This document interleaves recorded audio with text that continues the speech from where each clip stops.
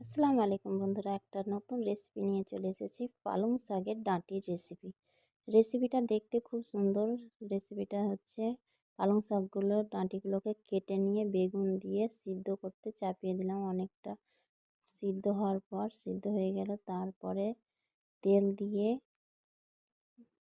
পেঁয়াজ কুচি, মরিচ কুচি, তেল, আদা রসুন বাটা, সর্ষে বাটা দিয়ে দিলাম। উনুনে কড়াইয়ে দিয়ে তেলের উপরে, তারপরে হলুদ গুঁড়ো, তারপরে দিলাম সিদ্ধ করা ডাঁটিগুলো সবকে ফেলে দিলাম।